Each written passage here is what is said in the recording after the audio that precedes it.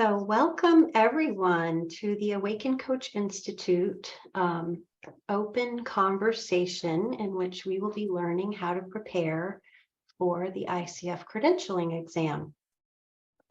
So my name is Christy, and some of you who have been with Awaken and graduated from Awaken or are about to start at Awaken know me as our beloved founder and CEO.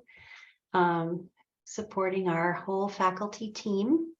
And I also want to introduce my darling sweetie pie, Kiara Byerly. Kiara, can you give a little wave?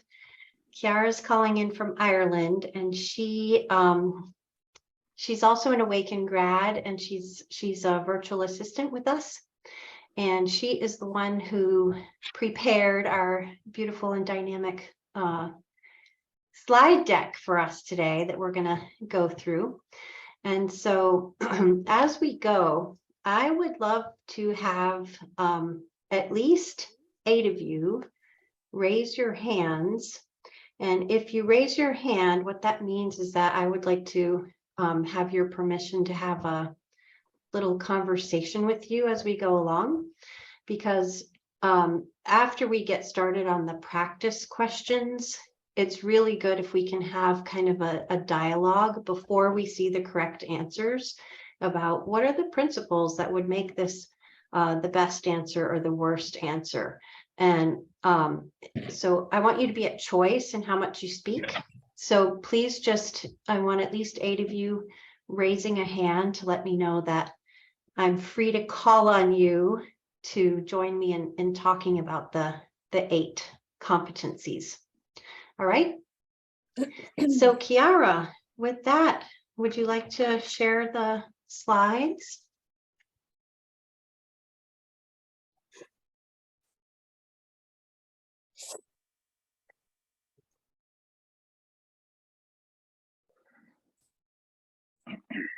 Beautiful. All right. So Awaken Coach Institute is welcoming you to get ready to take this written exam. So, when you graduate from a school like Awaken, for those of you who haven't completed a coach training yet, we provide you with all of the training hours and mentoring hours that you need. And our exam counts for your oral exam, so that once you get our level 1 certification, which we're hoping for that accreditation to come through any second now, then you will not have to submit any audios to the ICF. However, everyone, regardless of level, ACC, MCC, PCC, will take the ICF written exam, and it's changed pretty significantly over the last few months. So we just want to walk through what it's going to be like for you. Next slide, Kiara. And so just to give you a little background about how it's formatted. So this new exam that we have now in 2023 is a proctored exam by Pearson VUE. And so the ICF has contracted with a proctoring company that does exams for a whole lot of different kinds of companies. And Michelle, do you mind muting yourself? Thanks. And so what happens is you have a choice of either going to their site where you're in a room and they have the tech set up for you, and you come and you spend your time in their space to take the exam. And I've heard some people have been appreciative of that format. Or you can take the exam from the relative comfort of your own home or the space that you choose. And so what happens is, before the exam starts, there's a certain amount of tech that happens. And so I just want you to be prepared for that, because what I'm hearing from the people that have taken it at home is that you get on, you get your tech, you need to download their software prior to taking the exam. And what their software does is it makes it so that you can only have one tab open, which is the exam tab. So you're not able to have anything else open on your computer. And you're not allowed to have your computer attached to any other screens or anything that where you could be communicating with any other software. In addition, you'll have your camera on your phone, and they'll be asking you to take pictures of your work site to make sure that you do not have, for example, a box of Kleenex next to you on which you may have written some of the answers. So just so you're aware, there will be this sort of proctor watching you with their eagle eyes happening before you get into the test. And so you may want to have a nice breathing exercise or grounding exercise that you like to do, so that by the time you get done being sussed out to make sure you're not a criminal or a cheater or whatever, then you can relax into coaching presence and take the exam. So when the exam starts, it's cut into 2 parts. And that's pretty recent development, because there were people who had difficulties not being able to go to the bathroom for the full 3 hours of the test. So now they've split the test into, 41 questions and 40 questions with a 5-minute break, so that you can take a little bio break if you want. And so we'll see what the format of the questions looks like today. And what you're going to want to do is, there's a certain amount of reading. And you can ask for language support if English is not your first language, or you have any other disabilities. You can write to the Pearson VUE folks and get some accommodations. You need to do that in advance, because there is a significant amount of reading for each question, and you're going to be asked to choose the best answer and the worst answer for each of the questions. All right, go ahead, Kiara. And so hopefully you recognize all of these domains instantly. If you've taken a coaching course, you know that there are now 8 core competencies, which is the bulk of the test, including ethics. And so you're going to want to make sure that you have thoroughly read and understood the ICF Code of Ethics. In fact, the ICF has a free ethics course that you can get 3 credits for on their website. And so that might be something good to review before you take the exam. And then go ahead to the next slide, Kiara. You'll recognize these 8 competencies that hopefully you've seen a bunch of times before. I think it might be Heather who needs to mute. Heather, could you mute, please? Sorry, I'm struggling with a cold this week, so you might see me taking a little break from time to time to get a drink.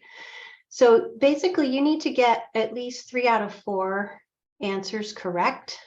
And what many people are finding is that choosing the best possible response is a little bit easier than choosing the worst possible response. So we'll talk through both of these with a sample question from each of the 8 competencies today. So you need to get a score of 460, which is getting 3/4 of the questions correct. Go ahead, Kiara.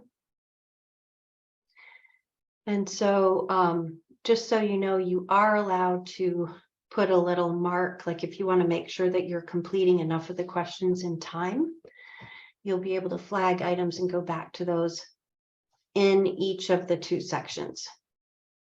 But once you go take your break, you won't have access to the first half anymore. All right. So that's kind of the context of the test. Any questions about that before we look at the samples? Questions or comments? Annelise, did you want to say something? Yes, Christy, just to make sure that I understand properly. So all questions have the same format, right? Yes. So there is no longer questions like in the former exam of, I don't know, what is coaching, or things that are more directly course related. It's putting us in a situation and then having options, right? Correct.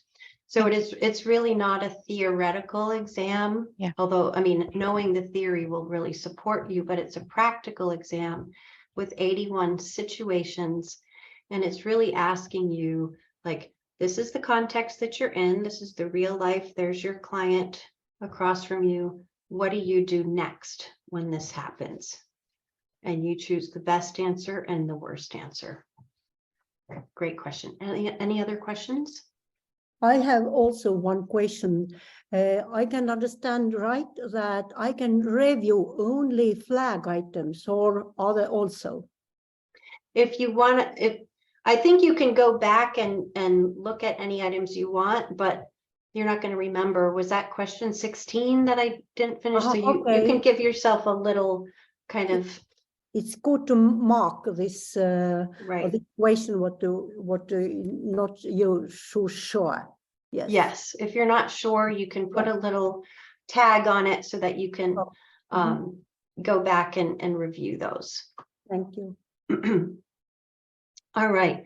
And so I'm seeing there's another question in the chat. Do you choose the best and worst for each, or do you choose which one to do? So you'll see as we go through the samples, you're going to choose two things, the best and the worst each time.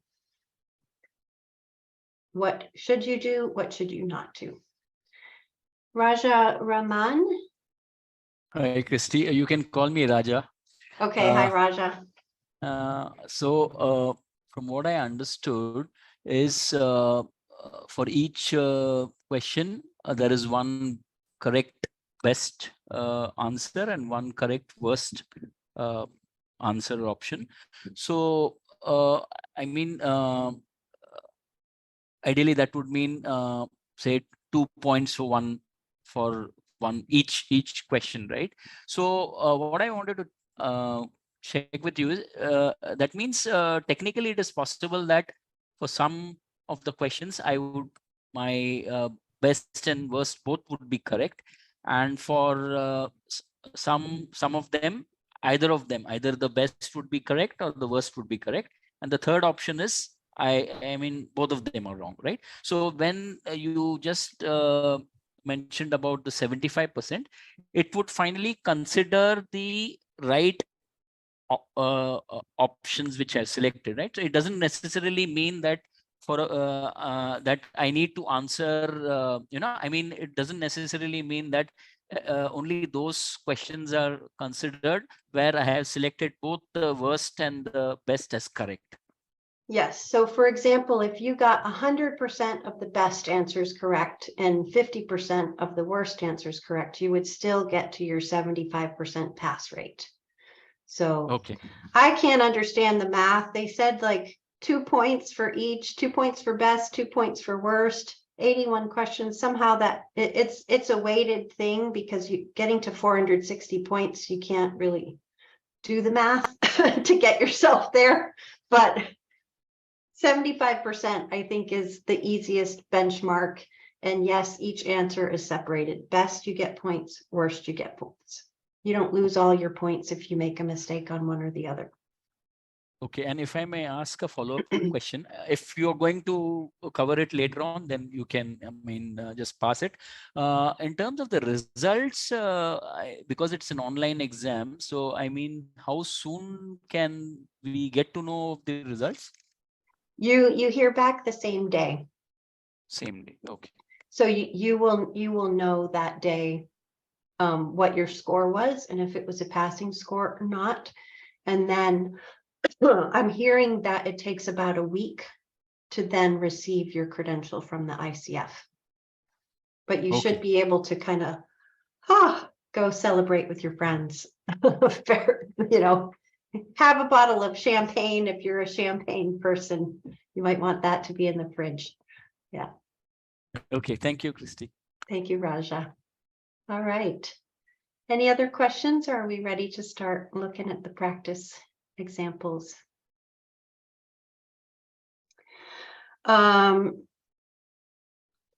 So there's a question from the chat, if you can take the test before you ever your transcript's done. So what that's referring to is if you need to submit audio recordings to the ICF to apply for your credential, you need to do that first, because the test becomes available to you as soon as you have completed your application. So you can upload your completion certificate from Awaken Coach Institute, and that includes your mentor coaching hours. If you studied at another program, you upload that certificate, and the fact that you've coached for 100 hours. If you're going for a credential that requires you to submit audios, you do that with the transcripts. And once you've completed your application and it's been reviewed, then you will get a go ahead to take the written exam from the ICF. So that's how it works. And then there's another question: if you don't pass the exam, after how long can you retake it? I actually don't know the answer to that for sure.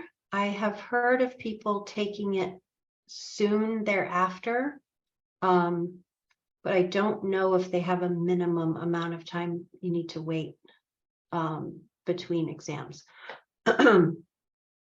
So there's a question in the chat asking about coaching models, like the Gibbs model, emotional intelligence. I am not aware of any questions other than knowing the code of ethics and the 8 core competencies. I haven't heard of that. If I actually will not probably be able to take the exam myself because I already have my MCC. But I'd love to hear feedback from you, anyone who does take the exam. If you do hear of any questions like that, please share it with all of us. Raja, another question?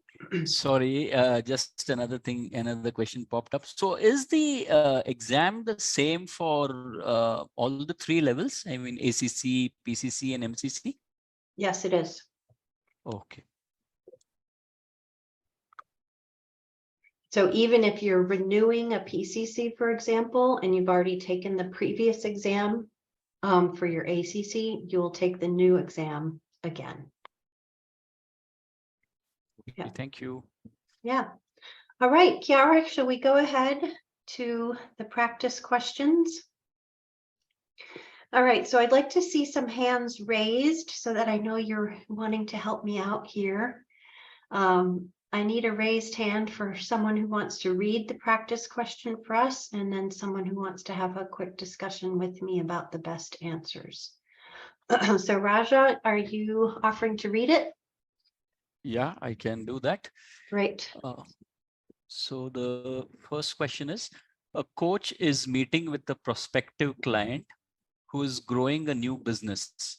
The coach and potential client quickly establish an easy connection. The coach is excited about the opportunity to work with the client. As the coach and client are ending their conversation, the prospective client briefly mentions the name of the new business. The coach recognizes the business. As the coach is an investor in a more established competitor business in the same community, what should the coach do? Okay, we're just going to leave it there for a second. Can I get a raised hand? Who would like to say what they think would be a good or a bad thing to do here?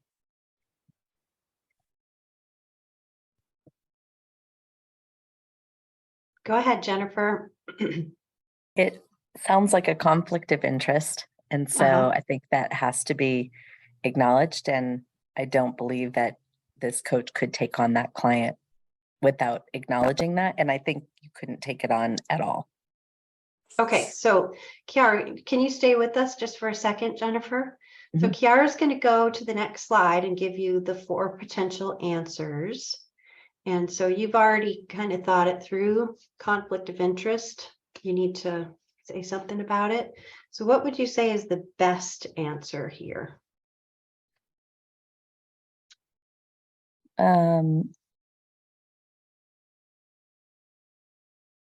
I think number 4, sharing their role as an investor and acknowledging the possibility of a conflict of interest. Okay. And what would you say is the worst thing to do? Number 1, to keep their role separate. Uh-huh. I think that violates the code of ethics. Okay. So is there any question about that? Any disagreement with what Jennifer said? Anybody feeling like, no, I think I would have picked something else? All right. So we're going to go with what you said. Kiara, show us what the ICF says. And congratulations to us. Code of Ethics. Read the whole thing because they're going to have 12% of the questions are going to be around this kind of thing. Money, sex, and power. It's fascinating stuff. Take the Code of Ethics course if you the Code of Ethics course for free on the ICF website if you want to. Yay, Jennifer. Kiara, can you give us a round of applause for Jennifer? Woohoo! Learning a lot. Yes, do not keep conflicts of interest quiet with your client. Thank you so much. All right. Can we have a volunteer for question number 2? This is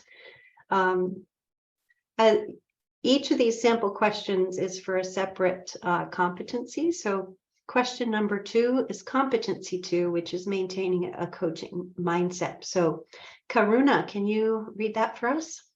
Sure. A Thanks. client struggles with delegating tasks at work to other team members.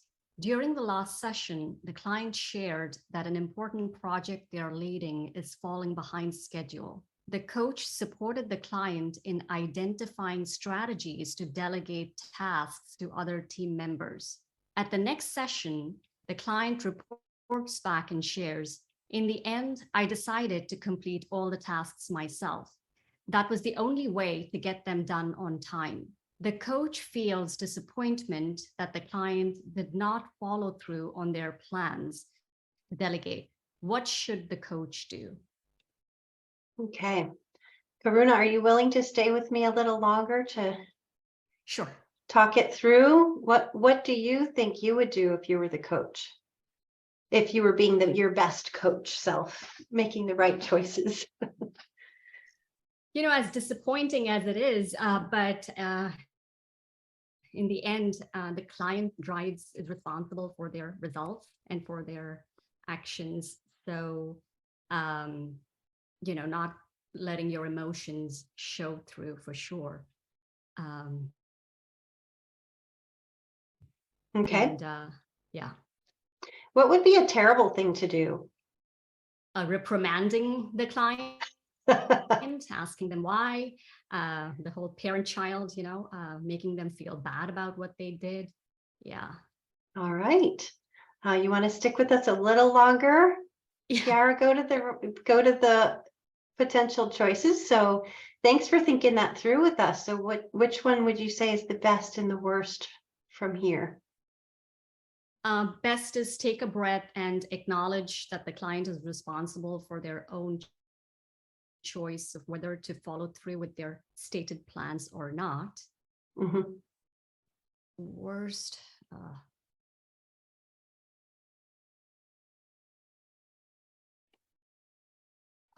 praise the client for meeting the project deadlines, but ask why the client failed to support their team members' development. Yeah, the why. Yeah, so you're saying that a why question is really not conducive to coaching. What about praising the client? That's almost like validating a behavior that you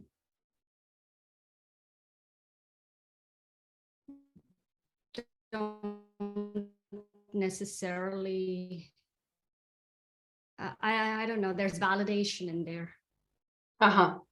So Yeah. maybe the coach is providing their own judgment on whether it was good or bad, like, oh, good job, or Yes. something, when it's really not our place to praise clients.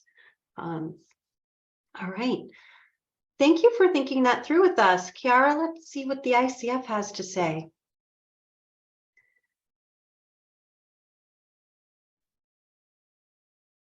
How does that feel to you, Karuna? Yeah. All right. Hopefully I can answer all the questions this way. Yes, right. But like the way you're thinking is really clear that the client's responsible for themselves. My disappointment doesn't need to, figure prominently here. I don't praise, I don't criticize, I don't use why questions. So thank you so much.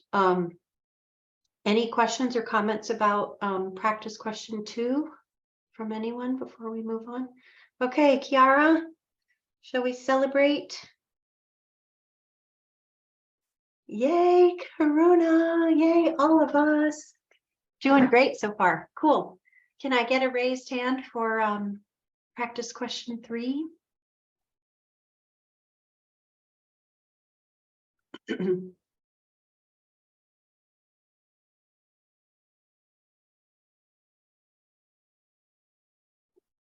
Shall I call on someone? This is Heather. I can do it. Thank you, Heather. I knew you would step up. Okay, practice question 3. A client comes to a session appearing stressed.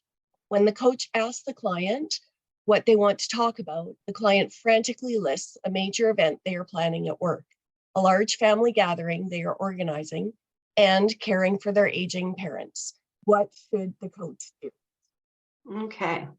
So Okay, Heather, what would you do? Yeah. What would you want to okay, do? so what I would not do is tell the client what we are going to do in that session and tell them which item we're going to unpack. I would also not bring them back to their original agreement from the beginning of our engagement, because that may or may not be in place at the moment. We might need to kind of work through stuff. So, okay, what would I do? Take a deep breath and get my client to take a deep breath. Ask them what's most important to them right now, what's coming up for them, and seek the client's guidance on what would serve them best in our time together. All right. Yes. Very well said. Okay, so let's go and see what the ICF options are and see if we can follow your heart's guidance here. So Right, which one? Yeah.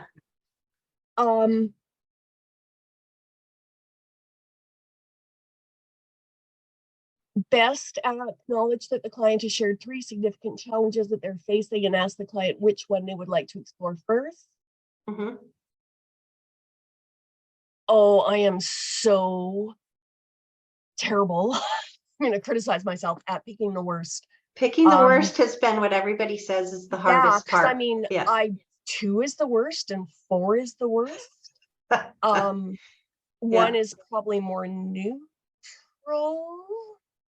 Do you know what? No, I'd pick 1 as the worst. Ask the client if they need to take a moment before starting the coaching session, since they seem stressed, because stress is a valid response and we're going to work through it, and they don't need to go to the bathroom to process their stress. They can do it with me. Yeah. Okay. That's it. Okay. Are we ready to see the correct answers? Please. All right. Go for it, Kiara. All right. So the best, we are agreed here. The client gets to choose. They've shared significant challenges, and which one would they like to explore first? Heather, how does it feel? You actually said the worst thing was to pick for the client, even before we saw do you know the what answers. I've learned from this? I think as I'm studying, what I need to do is I need to not look at the responses first. I need to talk it through in my head to myself and identify the significant theory or philosophy, and then use that to guide me in picking the worst action rather than fall into the multiple choice trap of looking at the answers first. Yeah, honestly, this has been my bear all through university. Like, I quit taking courses with multiple choice exams because I was, yeah. Thank you. Wow, that sounds like wisdom for all of us, because I think we all know more than we think, and sometimes looking at the answers can be confusing, especially about the worst. But I think we know quite a bit. At least Heather, your what you voiced was really exactly that, right? I think what made it confusing, at least for me, was that two of the answers were so similar, like in both cases they chose. So maybe this one is just because they gave a reason why they chose it, like because they mentioned it first. Yeah, that's a good observation. Yeah, I think that's like using the little tiny words and the little phrases to support us in picking. Yeah. And for those of us for whom English is a second or third or fifth language, I would really invite to ask for the language support, because there are so many nuances that I think people who ask for language support are getting better help at just getting a feel for what those nuances are. Thanks so much, Heather. I really appreciate thoughtfully thinking that through. Yay for you. Yay for all of us. All right. Who can raise a hand to help us with practice question 4?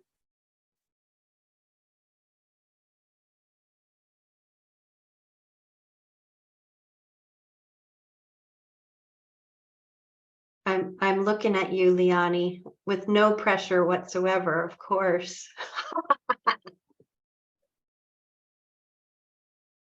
Okay. Would you like to help me out? I can. Can you hear Thank me? you. Yes. Okay. A university biomedical researcher is working with a coach to improve their interactions with colleagues.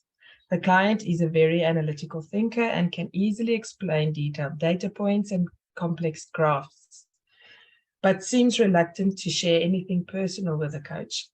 In previous sessions, the coach encouraged the client to describe how they felt at social events, but the client seems highly uncomfortable answering only with short one-word responses. Oh, okay. Next. Long one. Oh, yeah. Oh, yeah, you give me the easy ones, eh? Yeah, right. When the client arrives to their session today, the client silently hands the coach a journal. The client has written several detailed entries over the last week about their experience attending a university luncheon, faculty party, and a staff development workshop since their last session. While the client says little to the coach in the moment, their entries show deep reflections about the anxiety the client experienced at these events and their desire to overcome social anxiety. What should the coach do? Well, my first thought is that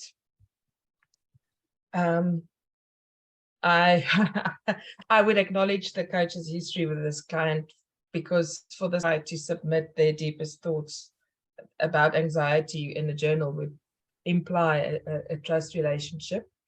Although if it's clear that there's a anxiety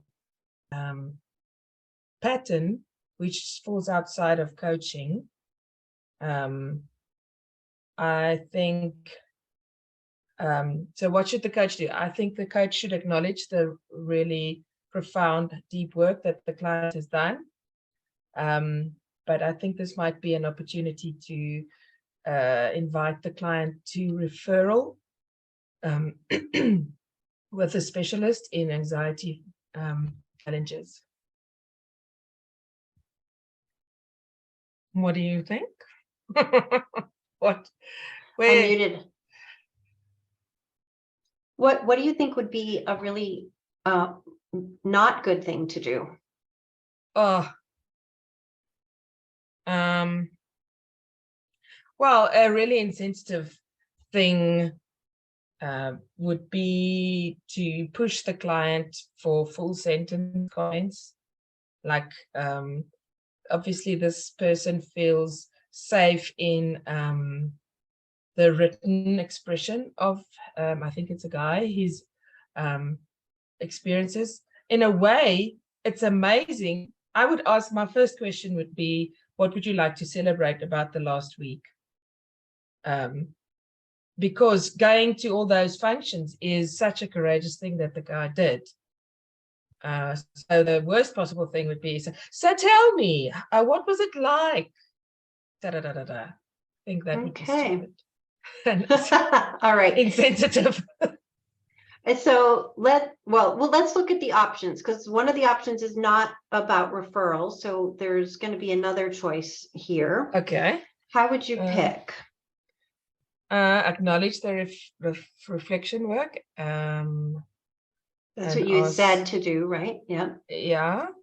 And if they feel comfortable exploring some of the emotions that they described, I think, okay, ask the client if they would summarize the entries by giving them, no, that's just nosiness. Number 2 is not nice. Ask the client to identify some steps they can take to overcome the anxieties they wrote about. I don't think he's at choice there if he's asking him if that's what he wants to do. Ask the client what new awareness they developed about themselves through the journaling process. Okay, so 1 and 4 can be the best one. So why would the one be more best than the other? Okay, I think number 4 is the most helpful question, because it's respecting the guy's preference not to ta-da his heart, because number 1 is asking him to do exactly what he doesn't like to do. So number 4, I would say, is the best response. The worst one, well, 3 is just like, if the guy knew that answer, why would he be talking to me anyway? So I wouldn't, that's not helpful. So three is the worst. Yeah, I think 3 is like the least helpful. Okay. Between 3 and 1. So it's 4, yay, it's the best one, and either 3 or 1. But if I have to choose one, that's really not. Yeah, I think 3 is the worst not to do thing. All right. You ready to see what the ICF says? Please, So attention. nerve-wracking. I can't, I'm sweating. Oh, that sucks. So I failed that one. Okay, so I got the worst one right, but acknowledges the reflection work. Those are close. I mean, acknowledge the reflection work.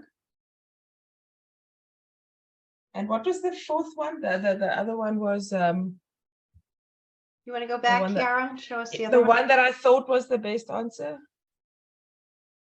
Ask about new awareness. This is sneaky. Okay. Well, and it's interesting because when I think like what Heather was saying earlier, like your own guidance was really spot on before you saw the options, because you even said, I want to acknowledge the work that they did in their journal, and I don't want to force them to make long sentences if they don't want to, right? And so I wouldn't ask them a very direct question, asking them to talk and talk, because that's not the relationship that we have, right? And so I think your guidance was really excellent for this one, right? And then sometimes when you see their answers, it gets a little confusing, because there's such these gradations of you know. But number 1, if you really look at it, it has the potential for the deepest. It's how you will get to new awareness of themselves, is by doing 1. Well, and in 1, you're asking kind of a closed question, which is appropriate when you're asking permission to go deeper, right? Because a lot of times we ask wide open questions. What more would you like to say about the journaling process? You know, that's what you would normally do with someone who doesn't have a lot of social anxiety. But if they've never gone there before and you're not sure if they want to, then leaving them a choice. You know, would you feel comfortable talking about this? And if they say, nope, just wanted you to read it, then cool. I read it. Thank you so much. You did a lot of work here, right? Should we look at the right answers courageous guy. again? Any other? Well, another word about genders. Totally fine for you to imagine it was a guy. One thing that we'll notice is that in all 81 questions, there is never a gendered term used ever. So it's always, everything is always person. plural. So that can be difficult for second language English speakers because everything is always plural. The coach, the client, they're all called they, their, them. And so we don't know if the coach or the client, what genders they might have, just for our own background knowledge about how they're using inclusive language. Raja, you have your hand up. Yeah, so I mean, I was just thinking about, why the best is the best and why the worst is the worst. Mhm. So, I mean, between 1 and 4, I thought 1 was the best because there were 2 things there. One was, as a coach, you are acknowledging the client, whereas I think in 4, the acknowledgement was missing. And you are basically asking the client's permission. So I thought that is, I mean, if you go back, yeah, so between 1 and 4, I thought in 4, the coach is driving the conversation, in the sense he is already asking what new awareness they developed. So the coach is assuming that the client has already developed some awareness. So I thought, I mean, that's what my thought was, that there is an acknowledgement and seeking of permission. And in the worst one, that was between 2 and 3, right? I thought the coach is already assuming that the client is, having anxiety problems. So that was the reason I thought 4th was worst. I don't know whether I'm right or wrong, but that's what I thought. Yeah, thank you.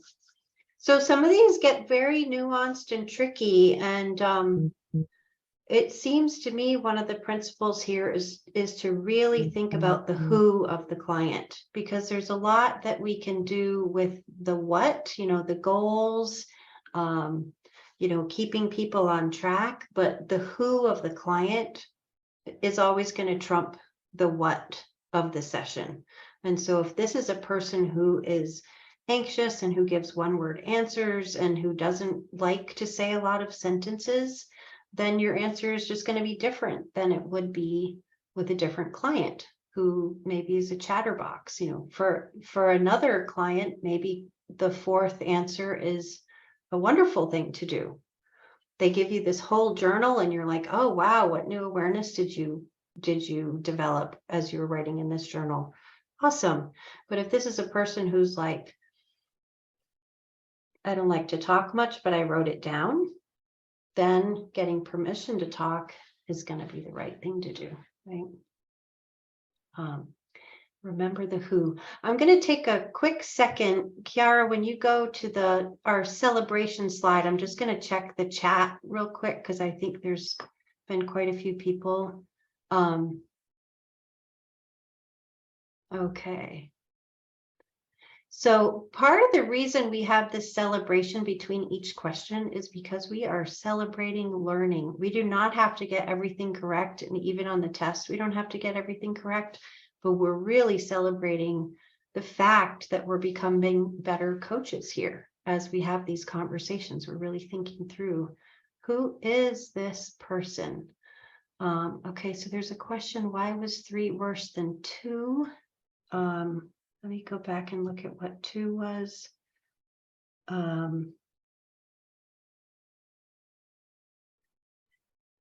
Okay, why was 3 worse than 2?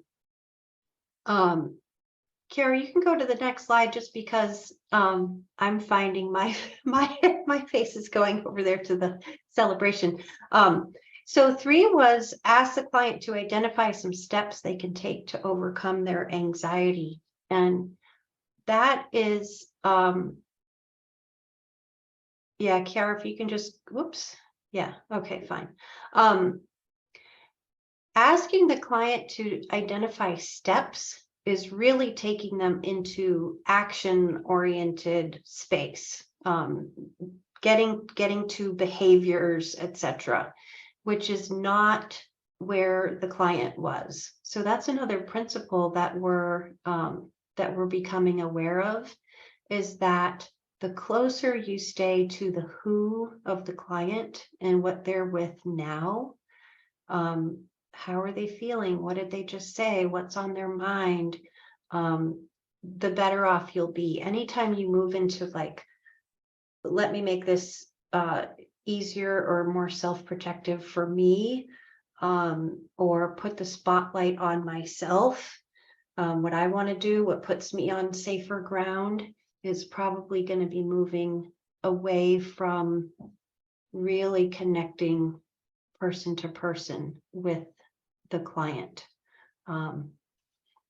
So to me, identifying steps is just pretty far away from where the client is in that moment.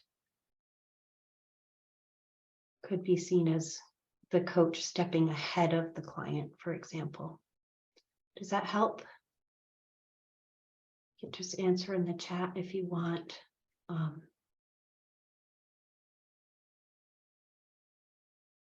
right. So let's go on. By the way, usually I'm very careful about sticking with 60 minutes for these community events, but last time we went over by about 15 minutes.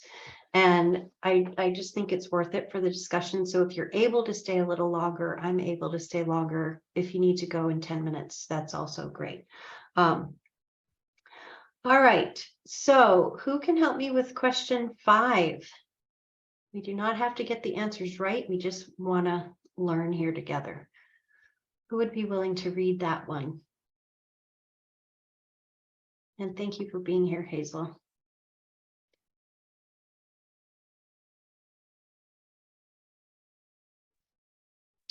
I had raised my hand. Oh, thank you. Sorry, I turn off the non-video participant, so it's harder for me to see you raise your hand if you're not on video.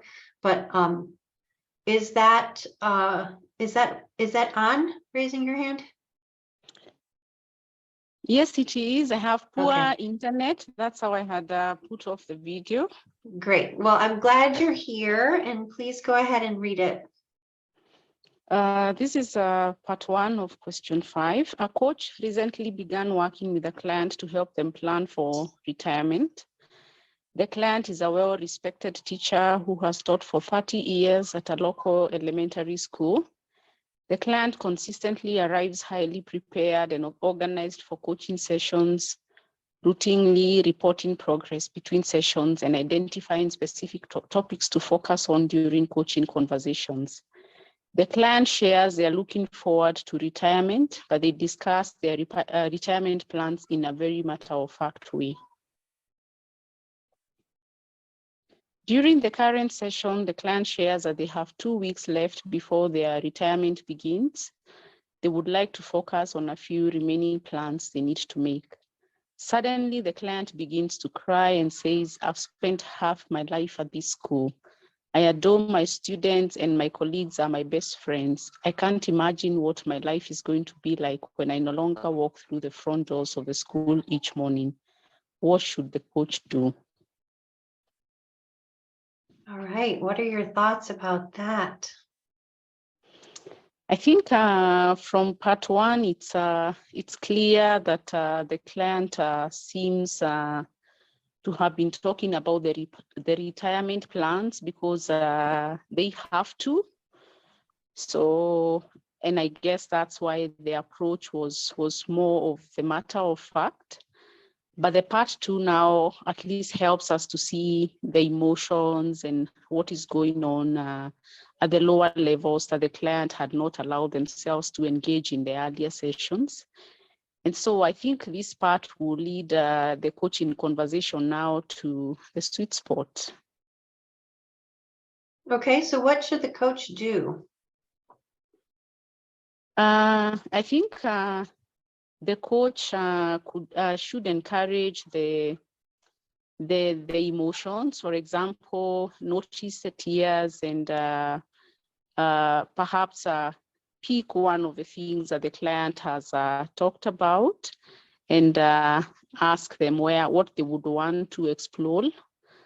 One of those difficulties that they are feeling about the upcoming retirement, and see which of the clients would want to talk about. Okay. And Yeah. what do you think would be a really awful thing to do? I think the coach should identify with the client about the difficulty of moving away from this place that has been his home for half of his life. So this can be a point of connection between the coach and the client to empathize with the client about the difficulty of making this transition. So this provides a moment of connection to help the client feel understood as far as what he's struggling with about his transition is concerned. Right. And what would be a really not good thing to do at this time? The client's crying. They're talking about how difficult it is. What would be the worst thing a coach could do right then? I think it's to go into action mode in terms of how would you maybe overcome these challenges, or what is it you want to get to do after your transition, in a way of sort of not acknowledging or even addressing the struggles that the client has, because I think this is the meat of why the client perhaps needed the coaching. Okay, so letting your wisdom guide you, let's look at the options. Okay.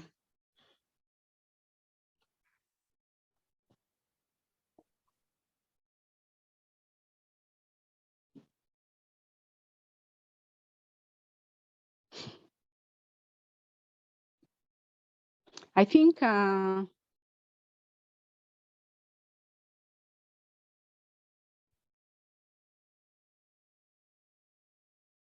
I feel like number one is the worst response. Because it takes them into action mode, which is what you said you would not do, right? Yes. Yeah. Okay.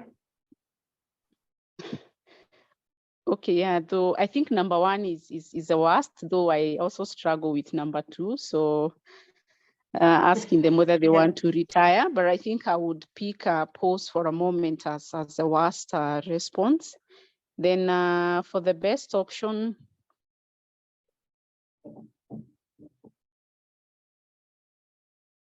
I think I would pick number 4.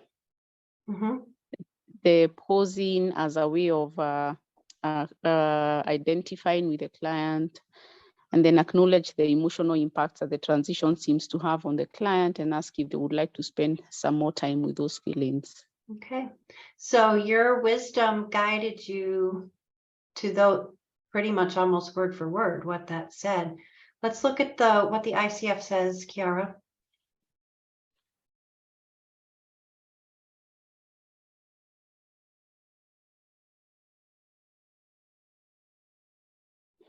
That was a tough one. It was a tough one, but you knew what to do, which is a really I don't know how it feels for you. For me, it would feel comforting. How does it feel to know that you would make the right choice in that situation? Yeah, I think it's encouraging, and it feels hopeful. Excellent. Well, let's celebrate. We're learning here, guys. Yay! Lots of learning happening here. Okay, so let's go on to practice question 6. So we've got three remaining, 6, 7, and 8, and we'll have our 8 competencies covered. And I can stay on a few extra minutes for any final questions. Who can help us with question 6?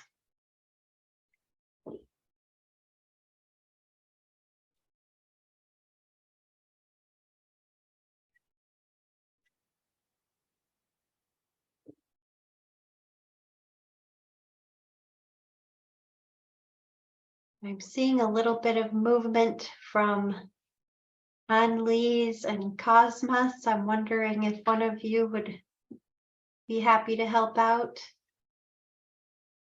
Heather has a hand up. Well, let's go with Annelise for this one. Okay. And then Heather, I see your hand for next time. Go ahead, Annelise. So a client is working with a coach to support them during an important career transition. The client currently holds a demanding role as a chief operating officer of a company, while also raising 2 young children and serving as a primary caretaker for their aging parents who live with the client. The client recently received job offers from 3 different companies, each requiring the client and their family to relocate. The client comes to the session excited about the new job opportunities and hopes to get clarity through the session on which offer to choose. The client starts by discussing the things they are looking for in a new job, energically listing opportunity for growth, challenging responsibilities, a talented team to lead, and the potential for travel. When the coach asks what the client's children and aging parents may need in the new community, the client's excited smile disappears and they suddenly quiet. What should the coach do? Okay, what would you want to do? I think it's about acknowledging the change of energy somehow and noticing it. This is what I would tend to do. Okay, notice the client's change in energy. That would be the best thing to do. I think so, yeah. Okay. And what would be a really not good thing to do? The really not good things to do would be you insensitive, ambitious young man. What are you wanting to relocate your whole family without caring for them or something of the sort? Okay. I'm not sure that the ICF is going to give you such horrible options, but let's look at what the options are and see what you'd pick. So which one matches your guidance about what you think is the best thing to do? Yeah, the number 3, right? Pause for a moment and they share with the client that they notice a change in client energy, as if the client would like to explore that. Yeah. Okay, so you're pretty clear. That's what your guidance told you is number 3. And what would be the worst among these other options?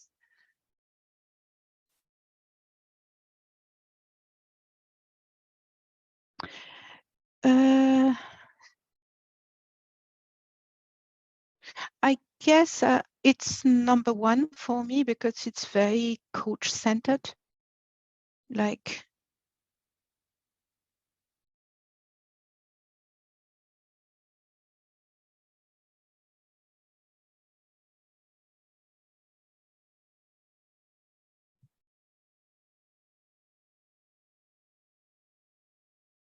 yeah, it's just like, well, I've asked you the question now. Yeah, you did not answer what I wanted to hear, so I repeat it for you and please give me the right answer. Something like this. It feels very coach-centered to me. Yeah, okay. Chiara, let's see what the ICF says.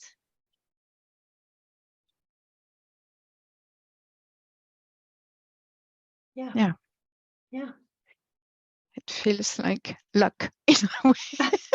Yeah, the worst ones, it's sometimes really hard to pick because some of them are just like, oh, please don't do that. But I think the principle that you're bringing up is like whenever you're taking the spotlight off of the client, what their thoughts and feelings and experience are, and you're putting it back on yourself that, you know, you've got a job to do here. We're going to get through this session. We're going to get you back on track and make your plans. You're going to miss the mark.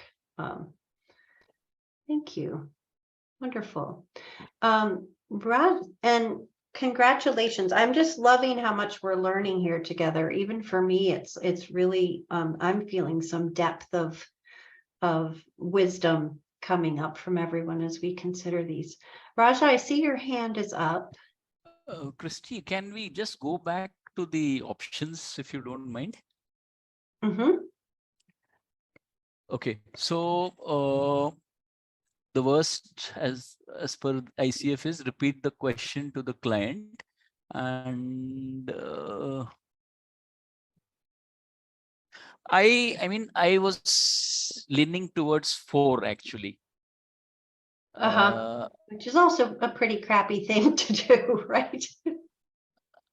Yeah, and I mean the reason I was inclined towards 4 was I mean I was totally disregarding what the client was going through. I mean it's like saying, okay, let's just get on with it, you know. So Right. completely disregarding the silence, whereas I thought 1 was, I mean between 1 and 4, I thought 1 was slightly better, but 4 was like totally worse. But I mean, I was surprised that it was the other way. I'm just trying to figure out why, you know, 1 I is hear worse. you. Yeah, it's very nuanced, and even for myself. Well, and plus, I have talked to an MCC coach who took the exam recently, and that coach did pass the exam, but she was also like, I don't know which ones I got wrong. And sometimes, you know, I think she got like 85% or something, but there's definitely, even when you get in a room of several MCC assessors, you'll hear debates about nuance and things. So I would just say, if you happen to choose an option that is not a, you know, it's not a good option, and the ICF disagrees that it was the worst of the worst, that's going to happen to all of us. And so I would give ourselves lots of grace. The passing rate is 75%. We're allowed to have differences of opinion about which one it really is the worst. And I think that's just the way it is. So I can see why you would have picked 4. And to me, that's also not a good thing for a coach too. So yep, that's what we're dealing with here with this exam. Thank you. All right, now remind me, was it Heather who wanted to help with question 7? Sure, I'll help with question 7. It is Heather. Thank you. So practice question 7, working with a client who is an experienced marathon runner, writing a book on training for endurance races. This is a long-held dream for the client. The coach notices that the client often uses running metaphors when talking about their challenges and progress in their writing. The client is typically upbeat and energetic, but they arrive at today's session very tired and discouraged. They share with the coach that they have recently hit the wall in writing, with 3 chapters remaining. When they sit down to write, the client says they can barely come up with anything, and nothing that is worth publishing. The client says they are afraid they won't be able to complete the book on time, and that all of their work toward this goal will be lost. What should the coach do? Okay, I think the worst thing to do would be to say, oh, come on, buck up, you can do this, you've got this, and gate the worry and the doubt, because that would be insensitive, it wouldn't be listening. I think another worst thing to do would be go straight to action and basically say, okay, so what can you do to make this happen, and ignore the who of the client, go to the what. In terms of best, I would probably pause for a minute, sit with the feeling for just a pause, and then just say, you know, what's coming up for you, or ask about the, like, what's underneath this. I'm struggling here, just a minute. I mean, honestly, I would be tempted to say something like, I've noticed a connection in the past. I've observed that your running and your writing are often informing one another. You know, what's coming up for you when I say that, and see if there's a connection there that hadn't been noticed. Okay, so that's my intuitive guidance. So your intuitive guidance is to notice a connection between running and writing and see that's something they'd want to explore. Yeah. And by the way, I'm just recognizing we're 10 minutes over the hour, so I do see some people are needing to leave. Thank you so much for coming. We will finish all 8, and if you need to go, please. Thank you for being here. So Heather, back to you. You would make a connection between running and writing and see if they wanted to talk about that. And what you would not do is get them back into action by sort of saying, you can do it, kind of thing, which doesn't connect with how they feel. Is that right? Yeah, and you know what, as you're saying that is leading. So I would offer an invitation. You know, what's coming up for you, what would be helpful to explore. Great. Let's look at the potential options. All right, let's see.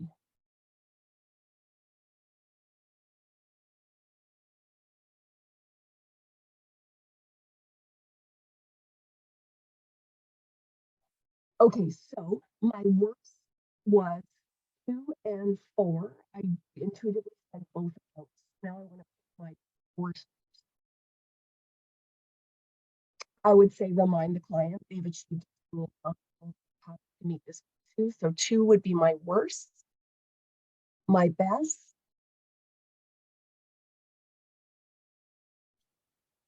Well, you know what? Honestly, I'm going to go with number 3, just because that is where my intuition guided me at the beginning, knowing that it could be leading. Okay, let's see. Chiara, what does the ICF say? Oh, how do we like that, Heather? And then 2. Oh, I'm getting the hang of this. Okay. We're getting the hang of it. The intuition is correct. Stick you. with the client. And you know, the ICF, the way they word the question, I think they're giving you some context. I mean, if they're saying, by the way, they happen to run marathons, I wouldn't be surprised if that's in the right answer, right? Yeah, good observation. Yes, and leaving the client alone in their feelings and being like, you're doing awesome, you can do it. Like yes, we know that that's not what to do, right? Thank you, Heather. What a really lovely way to walk us through that. Appreciate it. Learning a ton here. All right, we've got one more opportunity to help us out here. Whether you're a coach or not a coach, we can all learn from each other. So please feel free to raise hands if you want to read the question and talk it through. Mary, I see your video on and your hand raised. Let's do it. Right, my internet is back and forth, but I'll try. Thanks. Practice question 8, part 1. A coach has worked for 1 year with a client. The client has been identified by their supervisor as a potential leader in the organization based on their high quality work, good relations with peers, and innovative ideas for future projects. However, the client rarely speaks up in meetings with senior leaders, and when they do, they often downplay or diminish their ideas. The client supervisor recommended coaching to improve the client's executive presence with the ultimate goal of developing as a leader in the organization. Part 2. At the start of coaching, the client was often self-critical. However, the client has made tremendous progress in recent months. During their closing session, the coach notices that the client has a confident smile. Confident is a smile. When the coach shares their observation with the client responds by saying, I feel different, empowered, ready to take on new challenges. The client adds, and I was just nominated by the CEO to be part of the leadership development program for emerging leaders in the company. What should the coach do? All right. What the coach should not do initially is come into the session with the prior knowledge in terms of what she has been told or he has been told by the supervisor, non-judgmental, I think the best thing that a coach could do is actually ask about the insight of what the client has learned about themselves based on what has just happened, the new nomination. That's what I could think about on my feet. Okay, let's see what the options are.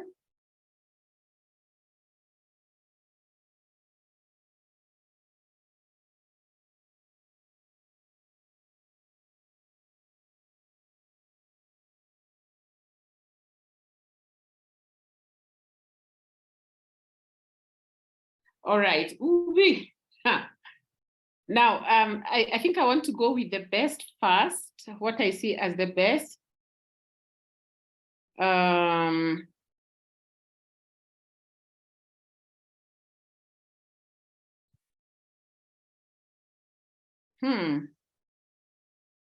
Of course, 4 is bad because you're suggesting what the coaching, what the client could do.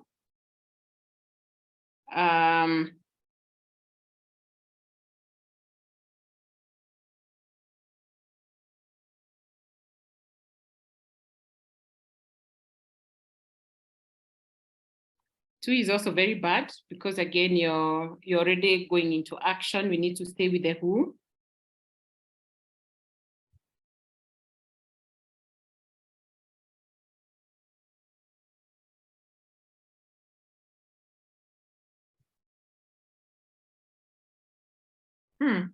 This is not easy. The others were.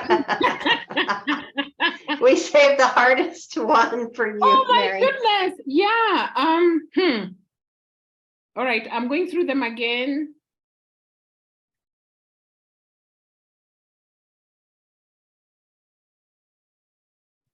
Again, 1 is also leading. How do you plan to celebrate your selection? I think that's already also leading.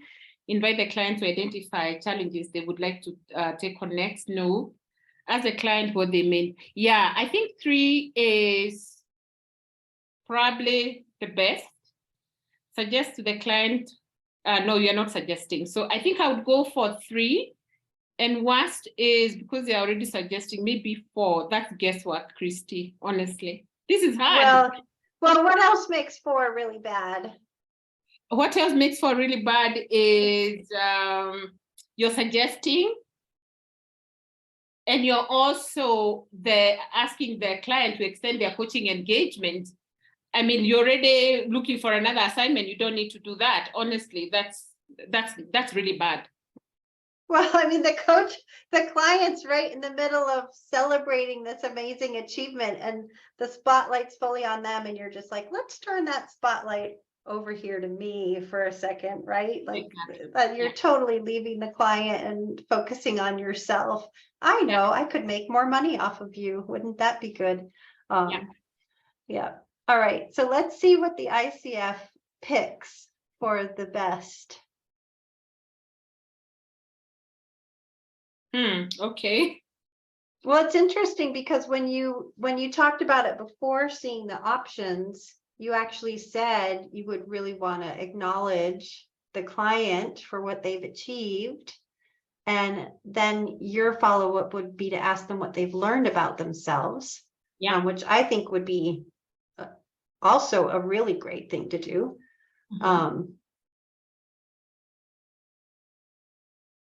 What are your thoughts about them choosing number 1? I think so. I was still finding it like it was a little leading, but I think it's still let's go back to the options. Let's go back to the options. Okay. Yeah, you're right. Yes.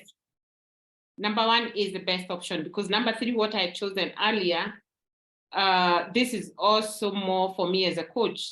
So like have achieved. So how would you like to maintain this new confidence that you have? So number 1 is the best option.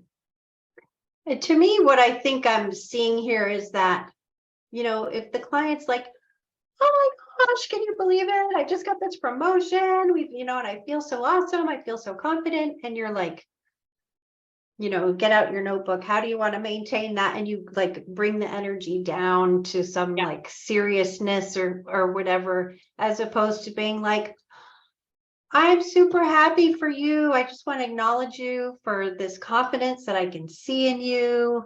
How do you want to celebrate your promotion? You're really staying on the same energetic level with the client, as opposed to being like, okay, we don't get too happy here in coaching.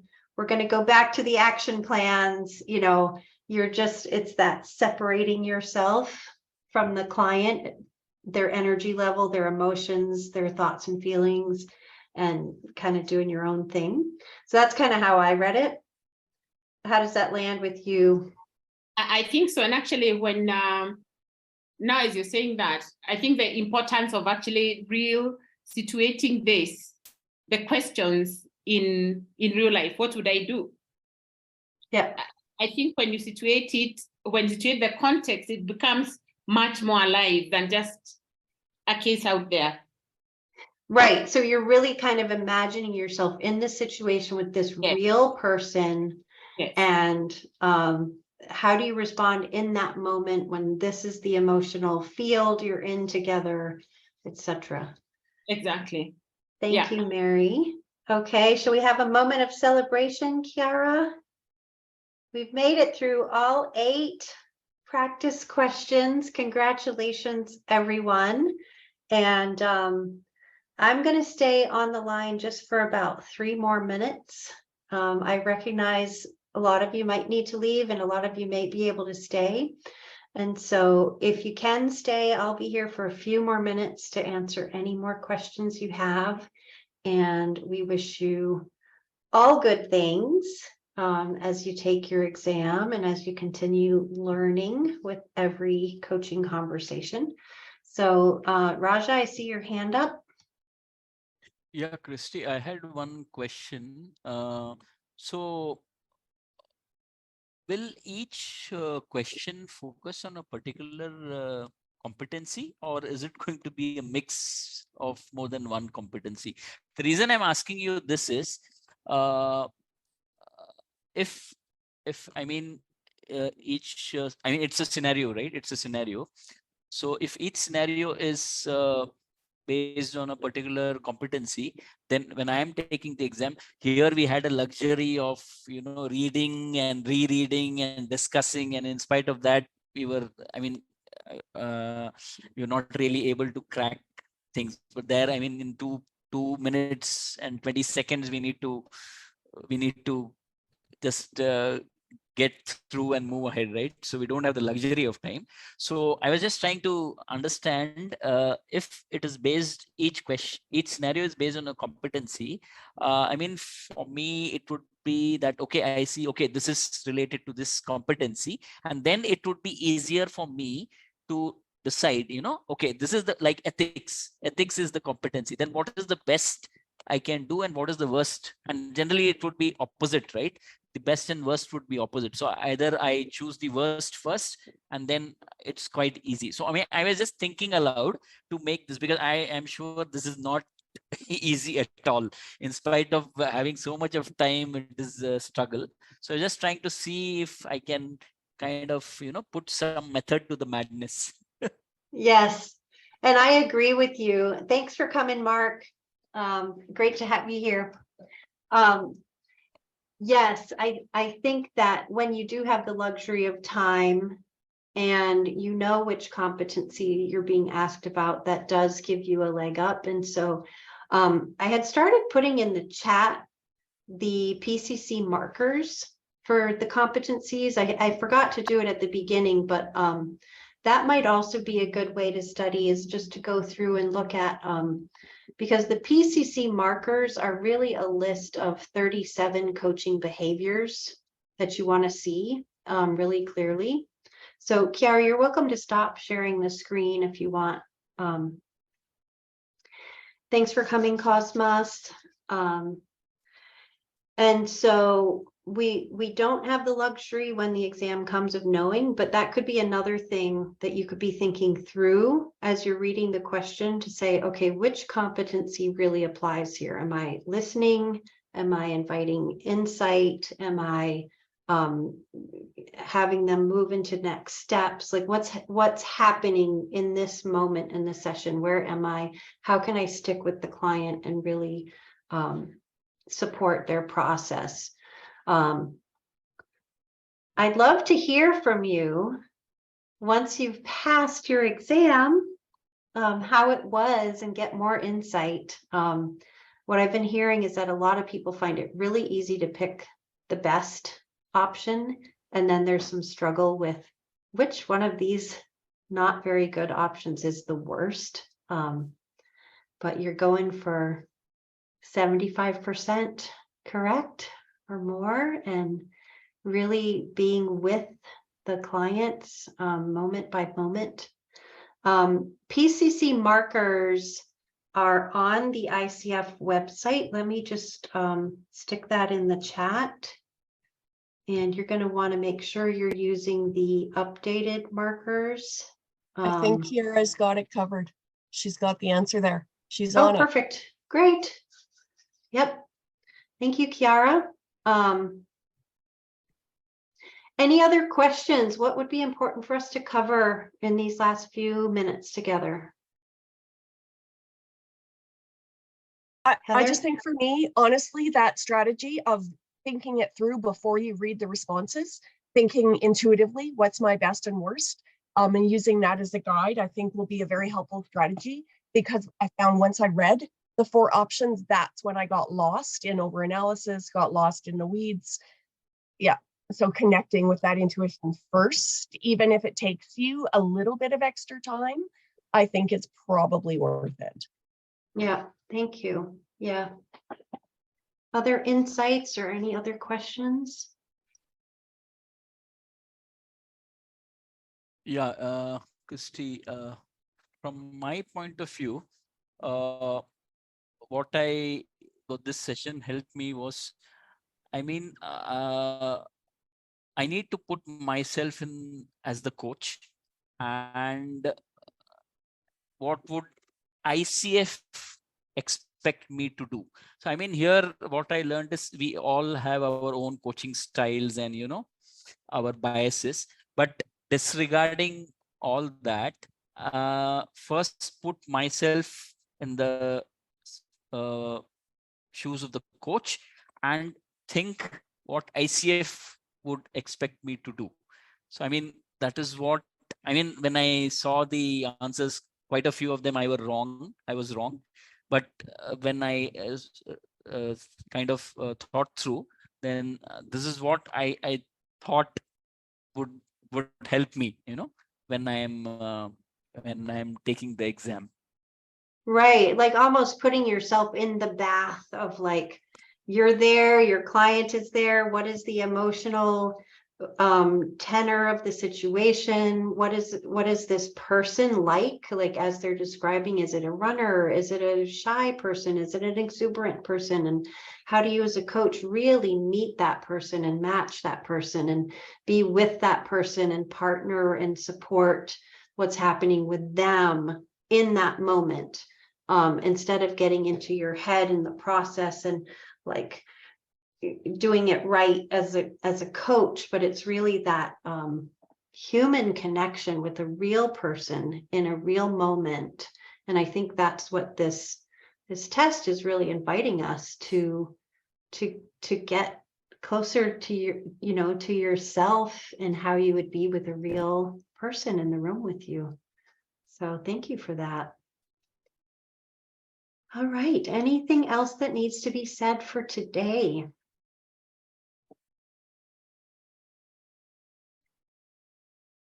So, I mean, I would also just want to sincerely thank you and Kiara and all others from Awaken who have been supporting this. So really, this was really very helpful. And I at least kind of, for me, it helped me, in the thought process. I mean, I could understand what would be the scenarios and, like there's a part 1 and part 2.